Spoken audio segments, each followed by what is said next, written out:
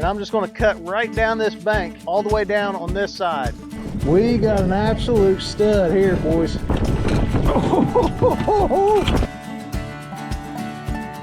Alrighty folks, I am super excited this afternoon after work. I'm going to the high river, gonna see if we can put some blue cats in the boat. The river is starting to finally get straightened up. It has been completely blowed out over the last few weeks, and the time is right. So let's see what we can do. If you're new to the channel, make sure you hit that subscribe button. Let's see if we get some fish in the boat.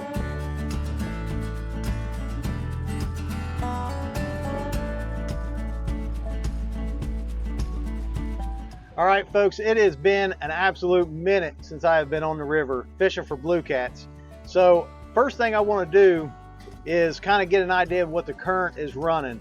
And the easiest way to do that is just to come out in the middle of the river like we're doing here, put the boat in neutral, look at the bubbles beside of you that are going down the river, and then just match those bubbles to where you're staying right even with those bubbles. And then that will give you the current speed. Now, mind you, depending on what direction the wind is blowing, will add or take away a little bit of speed. But looks like we have about 2.5 miles an hour of current. So that's pretty good current. I'm happy with that. We're close to a dam where we're going to be fishing. So the river is narrower and it's shallower, which means that it's going to have faster current and more flow, more generally. And also the river's dropping where we've had a flood. So they're really moving some water. So we got two different options. We can anchor fish, or we can bump or drift. And anchor fishing is absolutely not my favorite way to fish. That's my least favorite way to fish, I guess you could say. So I'm gonna go up through here and I'm gonna find me a seam line and try to find me some fish that are scattered in some slower current, and see if I can't put some boards out and do one of my favorite techniques, and that is drifting downriver suspended under planer boards. So let's see if we can find some fish.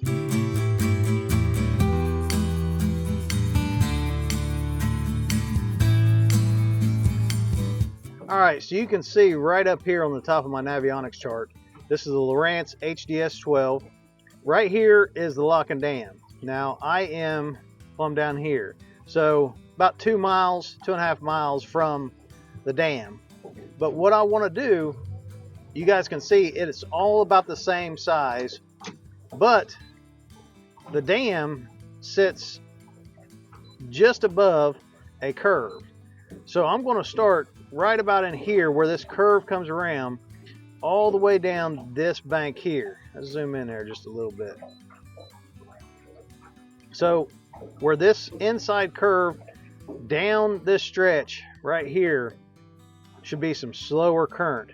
The current will come off that dam and want to come straight down this bank and follow it all the way around, leaving some slower water right here.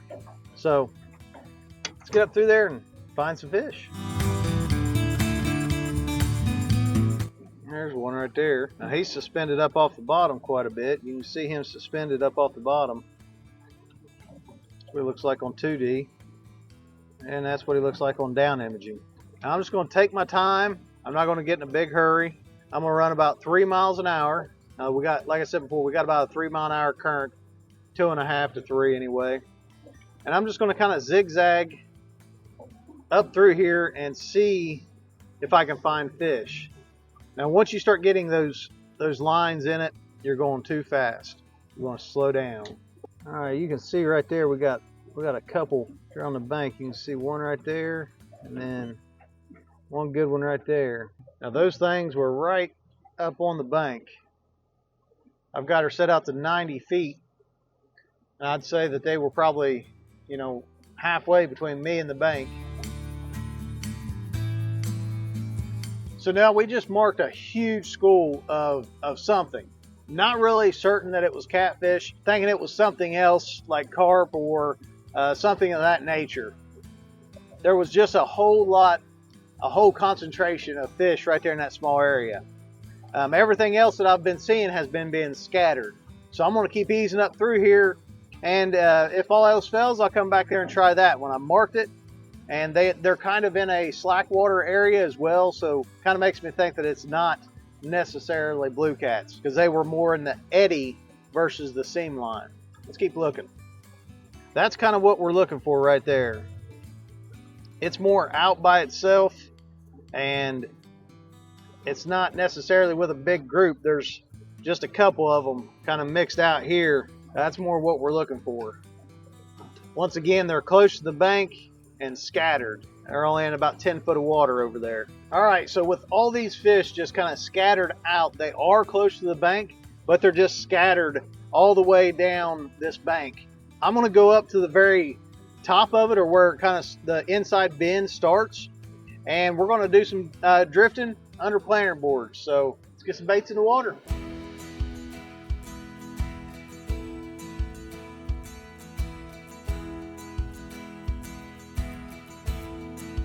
All right, folks, so what I like to start with is I will go ahead and deploy my trolling motor.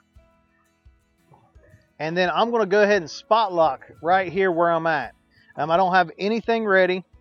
So I'm gonna spot lock, get everything ready. And once I have everything ready, bait cut, rods the way I want them, sinkers on them, planer boards out here on the back deck, all that good stuff, then I will cut the boat loose and get to fishing.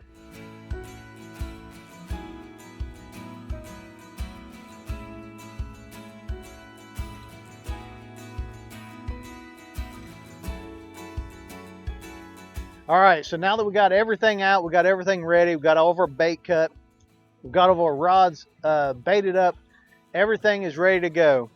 I'm gonna go ahead and cut myself loose from the current. And at the beginning of this, we already know that the current is about 3 miles an hour.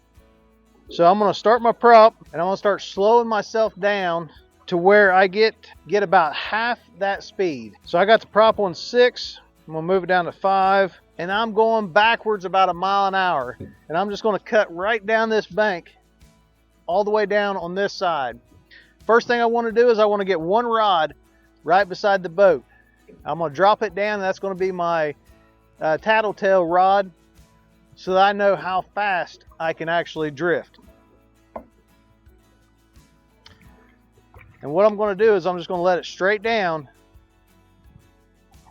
and I can already tell I've got 10 ounces of weight on it, and I can already tell that I'm going to have to let the boat go faster what I'm going right now. We want our rod or our line to be as vertical as we possibly can, and we may have to add more weight to it. We'll see how fast we're going once we get our line vertical. I'm going to reel this in, and I'm going to add a 4-ounce weight to it.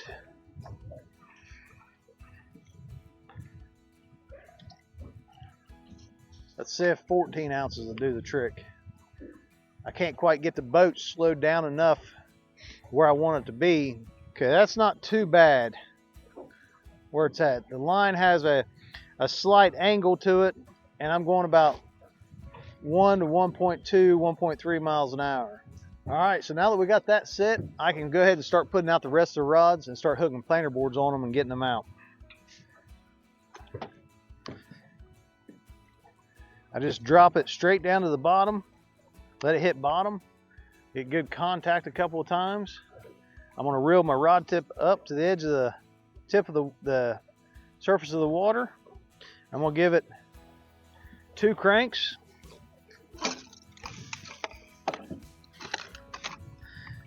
And I'm gonna hook the board. Now this is a spread 'em planer board. They'll hold up about 20 some ounces of weight.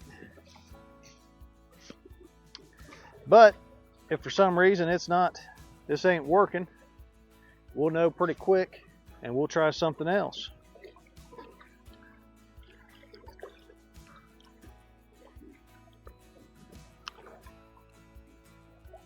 We're in some pretty, nasty stuff down through here, and you want it up above all that cover and structure.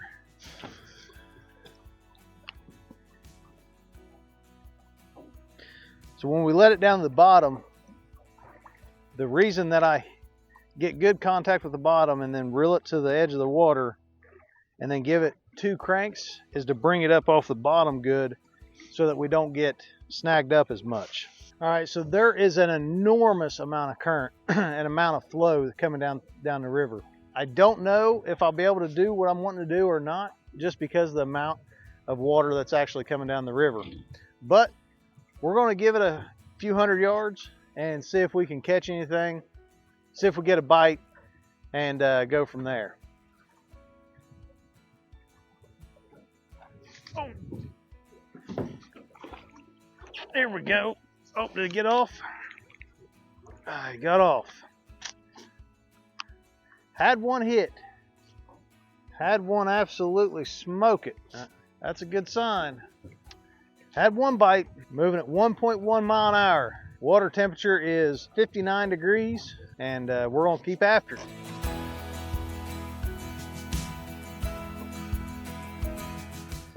Well, unfortunately, this is what happens when you're not paying attention. This is a lot of work to keep up with by yourself, but it happens. There we go.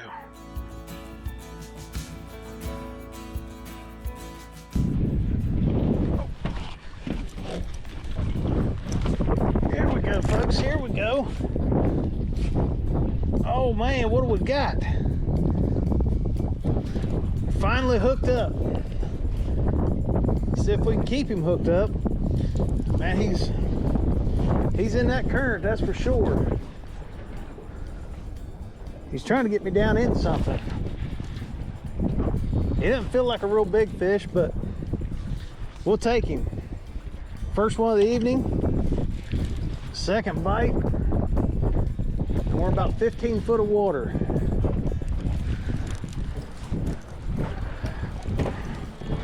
And the wind is blowing something ridiculous.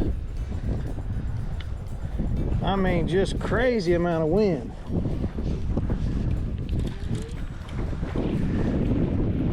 Oh, if I get that clip loose, there we go. I'm just gonna let that planter board kind of, ooh, holy smokes, folks. We got an absolute stud. We got an absolute stud here, boys. See if I can get this rod out of the way. I'm gonna get this one up just completely out of the way. We've got an absolute pig. We got an absolute pig here, folks. And I ain't got my net. That's what I get. Now we marked a bunch of fish scattered down through here. Come here, buddy. Yes, sir. He's not a pig, but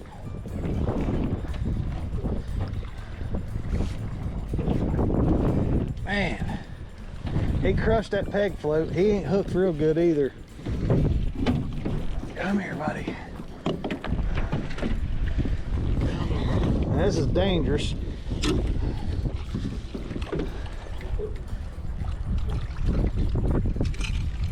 We got him. Oh, quit it, quit it, quit it.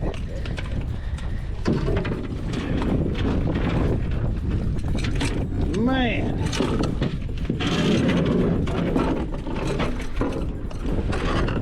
And he got me all tangled up. One thing for sure. Now that's a three-way float rig from Slunger Cat Outdoors. Those are made with Balls Cat Super Balls hooks.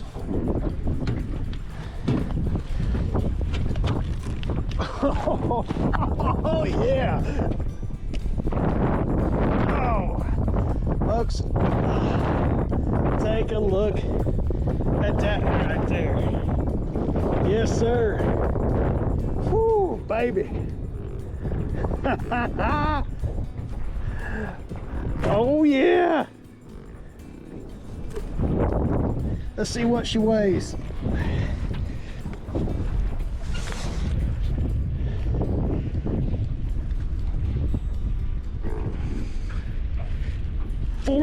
down. Whew. That's why I love doing this technique right here.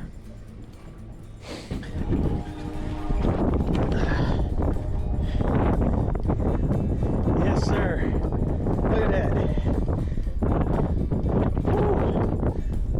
Oh, hold him up there.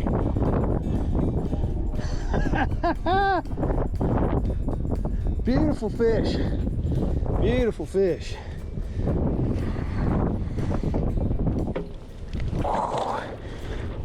Let's get this old girl loose.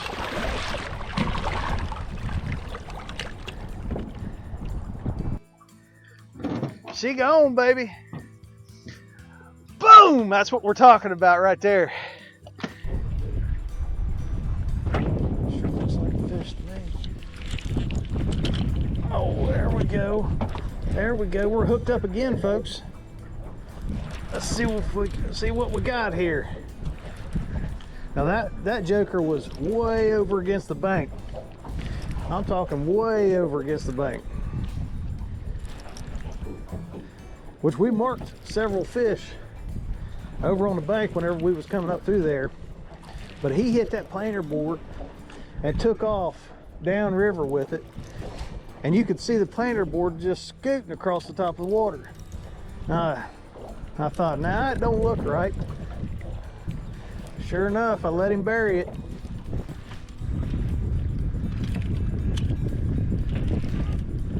Not quite as big as that last one, I don't think.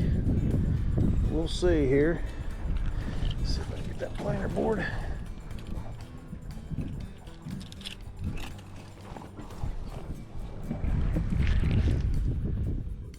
Awesome evening, nonetheless. I'm telling you. I'm telling you. Gotta love it, folks. Gotta love it. Let's throw the rod up out of the way. Whoo! Come here, buddy. You're not that big. Uh-oh. Uh-oh. Uh-oh. We got a double. We got a double, boys. We got a double. That's what I'm talking about, baby. Come here. This is a solid fish here, folks. No giant. He ain't hooked real good either.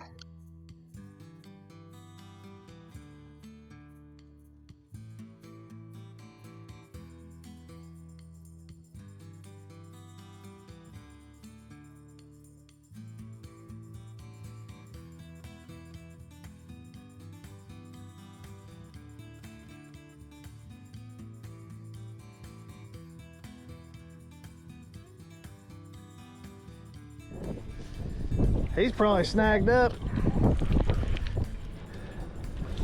I love it.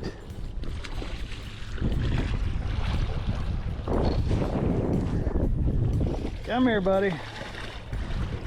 There we go. There we go. Yes, sir. Get the hook off this bad boy. All right.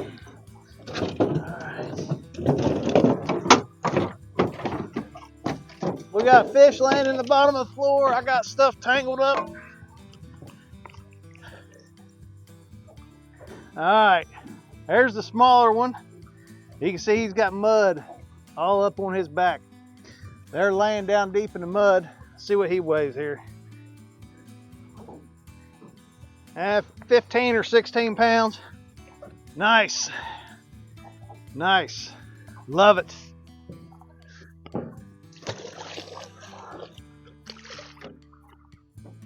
There that one's going.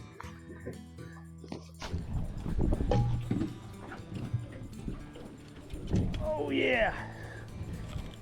Oh, look at that little chunk, baby. Nice. Love it. See what he weighs. I'm gonna guess he's 20. Yep. 19. Beautiful fish, baby. Yes.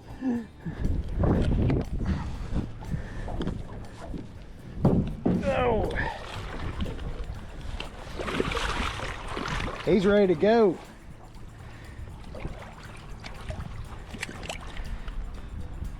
Back down he goes. Whew. Boom, that's what you call going to the gym on the river, baby.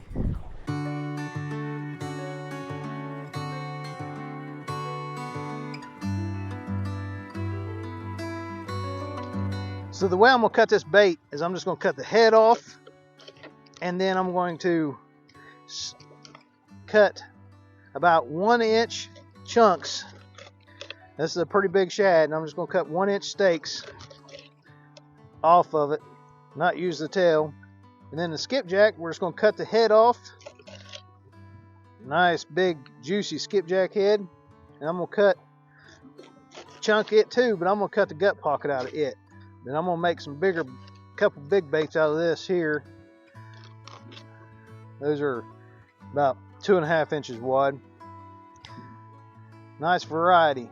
I'm gonna take this big old skipjack head and I'm gonna send it out into the middle of the river, or toward the middle of the river. But we need the extra weight out there in the middle of the river. Now on this double hook Kentucky rig, I'm gonna put a piece of skipjack up on the top hook. Always make sure that you get that scale off that point. Then on this bottom hook, put a piece of this fresh gizzard shad.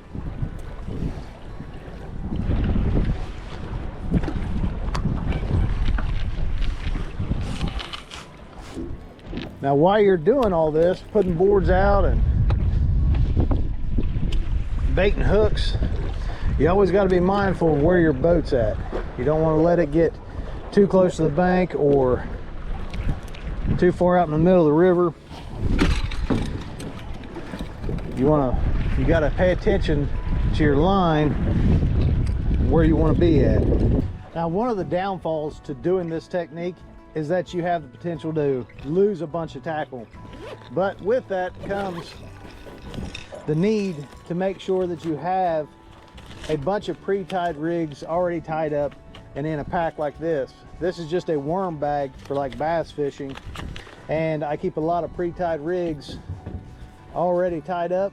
That way I can just grab one and get right back out there fishing. Now that big fish come on a green float. Don't really think it makes a difference, but I'm gonna put another green one out there. Now my knot of choice to connect the rig to the main line is just an improved clinch knot. You just put the line through the swivel, wrap it 7 times, and I'll put the line back through this loop and then back through the big loop and cinch it down just like that. Now I'm gonna put 16 ounces on this one as well.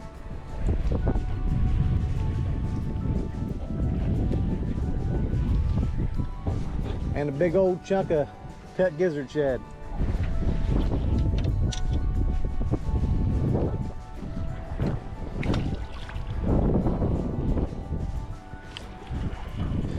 I wish that wind would die down just a little bit.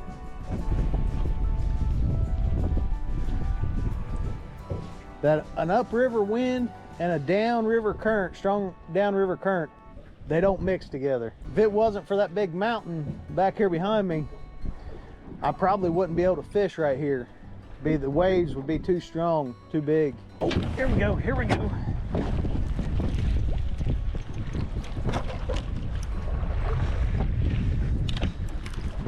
There we go.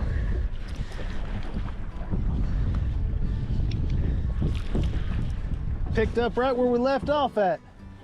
That's what we're talking about. Now this feels like a small one here. I know I said that on that big one, but I'm pretty sure this is a small one here.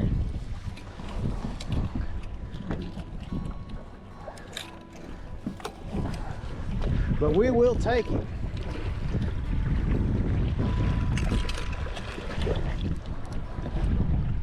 He hit good.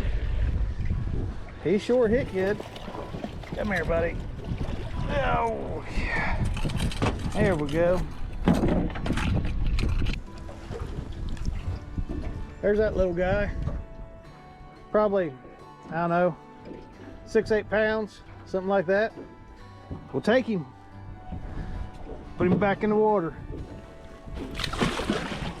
Now these planter boards that we're using, they are directional. So if you can see the way that the clip and the arm and the way the back of the line hooks to the back of the board, this will create pressure and the board will pull out from both directions. So on the other side, this arm would be over here to pull out to the left, and this arm is here to pull out to the right. Now that one was on the double hook Kentucky rig, but it took the gizzard shad.